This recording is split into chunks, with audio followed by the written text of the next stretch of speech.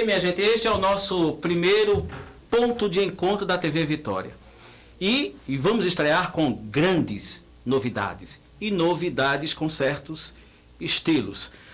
No primeiro bloco, Homens e Livros. Vamos tratar da poesia, dos livros, dos grandes poetas que fazem a literatura pernambucana.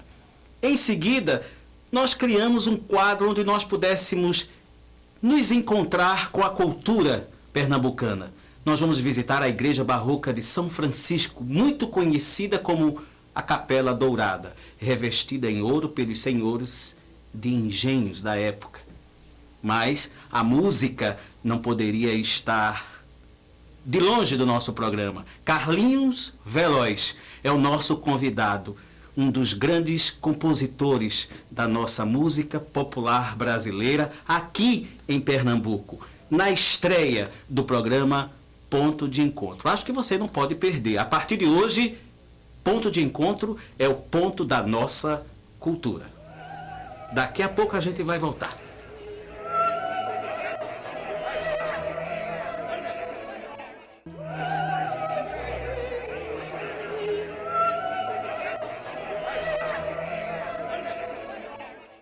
No ponto de encontro de hoje, Homens e Livros.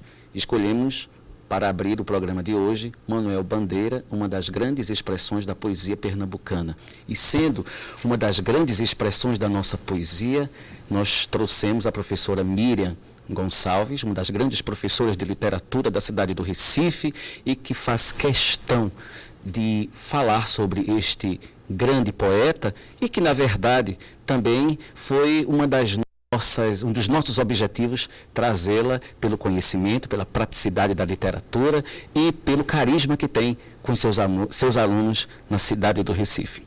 Miriam, me diga uma coisa. Manuel Bandeira nasceu mesmo na Rua da União?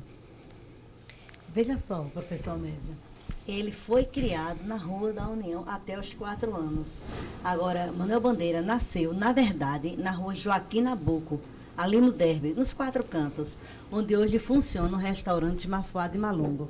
Como os avós moravam na Rua da União, então ele foi para a Rua da União, onde foi criado até os 4 anos, porque daí a família transfere-se para o Rio de Janeiro. E 2 anos depois volta para o Recife. E em 1896 voltaram ao Rio de Janeiro e foram morar no bairro das Laranjeiras. A gente tem percebido que Manuel Bandeira realmente nasceu, viveu na Rua da União, curtiu toda a sua juventude, inclusive os seus problemas de saúde, não é? Como é que se constata esse nascimento dele na Rua Joaquim Nabuco? São registros. Já dizia Rui Barbosa, leitura é cultura. Se a gente pesquisa, a gente sabe. Eu continuo dizendo, ele nasceu na Rua Joaquim Nabuco, ali no Deve. Almésio, ele não pode ter vivido toda a sua momento de infância, juventude, lá na Rua da União, na casa dos avós. Até porque ele vai para o Rio, do Rio ele vai para São Paulo, ele matricula-se aos 17 anos na escola politécnica para fazer o curso de engenheiro arquiteto, quando voltou ao Rio, que adoeceu. Me diz uma coisa, nesses registros, né, a gente tem conhecimento sobre o encontro dele com Machado de Assis no vagão de trem, e há muito tempo ele já tinha vontade de conhecê-lo, né? Era, na verdade, a ânsia dele de conhecer o grande escritor que o Brasil tem. A gente não pode dizer que teve, né? Que Machado de Assis está no dia a dia da gente, está na conversa da gente, televisão, não é? Nas ruas, inclusive nos noticiários, a realidade do homem, a análise psicológica que ele fez, né? Hoje tudo constatado com a realidade. Você pode me dizer, apesar de Manuel Bandeira já ter sido um menino já de várias peripécias, treloso, debochado, né? Como é que foi esse encontro? Como é que a gente supõe esse encontro de Manuel Bandeira e Machado de Assis? Eu fico feliz quando se fala em Machado de Assis. Um grande escritor. É verdade. O maior prosador do século XX. Aliás, foi o escritor do século, considerado. Machado de Assis, ele morava no bairro das Laranjeiras. Na época, ele contava com 57 anos. Machado de Assis. Machado de Assis. E Manuel Bandeira tinha apenas 10 anos. E numa viagem de bonde, que você sabe, naquela época era bonde. Manuel Bandeira já conhecia Machado de Assis assim, de vista, e fez questão de aproximar-se dele e puxar a conversa com ele. Aí chegou perto dele e perguntou: e o senhor conhece Camões? Ele disse: claro, poeta português. Ele disse: eu vou recitar para o senhor uma oitava de Os Lusíadas. Aí ele recitou. E Machado de Assis ficou forçadamente para lembrar aquele fragmento, aquele trecho que ele acabara de recitar. Só que, depois de velho, ele confessa. Ele inventou, era tudo mentira. Foi só para conversar com Machado de Assis. Depois dessa aproximação, será que ele continuou conversando com Machado de Assis, tendo outros encontros? Será que a gente acha que esses encontros continuaram, já que a vontade de conhecer Machado de Assis era uma verdade na vida dele que conseguiu através dessa atitude infantil dele. Mas será que ele continuou conversando com Machado de Assis? Continuou, até porque moravam no mesmo bairro e daí passaram a se visitar. Ele quando criança? Quando criança. Quando criança. Porque, ao menos, quando ele completou 17 anos, aí ele teve que ir a São Paulo. Sei. Foi fazer o curso de engenharia, engenheiro arquiteto. Aí foi tempo que ele voltou para o Rio de Janeiro, para Itaipava. Era uma serra fluminense. E passeou a cavalo. E depois disso ele sentiu-se muito indisposto e foi deitar-se. Acordou pela madrugada e o lençol sujo de sangue. Era tuberculose. Já aos 18 anos? Aos 18 anos. Isso foi em torno de 1904, no Rio de Janeiro. E ele teve que abandonar os estudos, não sabendo ele que era para todo sempre. Nunca mais voltou a estudar. Durante esse período dos 18 anos até os 31 anos de idade, então Manuel Bandeira viveu uma angústia eterna, uma depressão constante, né? Até acho, uma visão muito particular, que durante todo esse período em que ele viveu a sua solidão, a sua depressão por causa da doença, ele lança o seu primeiro livro, que é As Cinzas das Horas, onde revela todo este sentimento de dor. Será que a partir daí ele revelava o seu sentimento poético, a sua veia poética? Será que externava aí ou nascia a partir da dor o poeta? Porque a gente já ouviu dizer assim, que a poesia, os grandes músicos, né, os grandes poetas só se revelam através da dor. Será que isso é uma verdade? Posso até asseverar que sim. E ele dizia assim, Vicêmésio, a poesia está em tudo, e sobretudo no seu sofrimento. Você, como poeta que sabe disso. A poesia está em tudo. Ele costumava dizer isso. Quando ele tinha assim, 27 anos, ele foi para a cidade de Clavadel, na Suíça, fazer um tratamento pulmonar.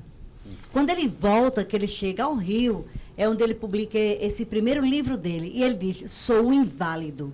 Ele tinha 31 anos, quando ele publicou o primeiro livro. E tem mais, assim, técnica parnasiana e simbolista. Já exigindo uma certa formalidade textual e contextual, não é? Essa cinza seria a doença dele. Ele começa o livro, faz a abertura com a epígrafe, que fala, ele diz assim: como menino, fui feliz, mas depois a dor chegou. E tudo terminou em cinza. Aí ele teve a ideia de fazer A Cinza das Horas, seu primeiro livro. Conte-nos a morte do Manuel Bandeira. Veja bem, Manuel Bandeira, ele nasceu a 19 de abril de 1886, no Recife, na rua Joaquim Nabuco, ali nos quatro cantos, no Derby. Ele veio a falecer no Rio de Janeiro, no dia 13 de outubro de 1968, às 12 horas e 50 minutos, no início de uma tarde de domingo, no hospital, no sanatório, lá em Botafogo. Rio de Janeiro. No Rio de Janeiro, morreu no Rio de Janeiro. Agora sim, Almésio, há controvérsia sobre a morte do poeta.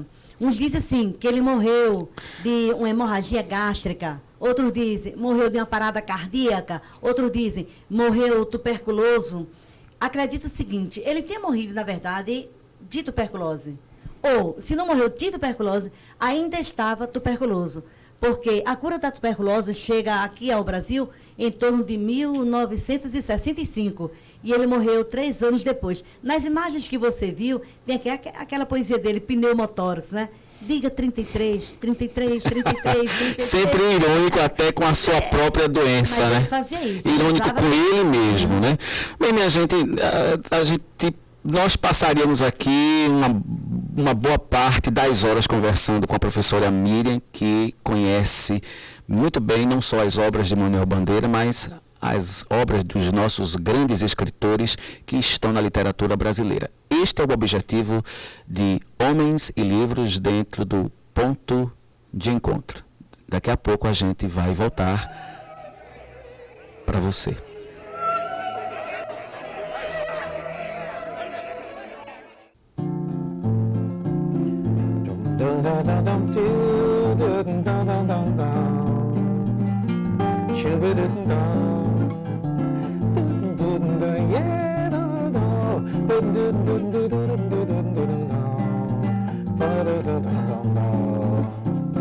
Por entre caras e canções, viver a musicalidade desse rio de cores raras, vibratões pulsando, encantando o Brasil. Mergulhar, beber o céu azul, pelas ladeiras voar de cara, sua luz me traz o ouro negro das paixões, o brilho dos amores dissonantes, o fogo intenso das manhãs ardendo, renovando horizontes, levitar, rever o céu azul, pelas ladeiras voar de cara, sua luz me faz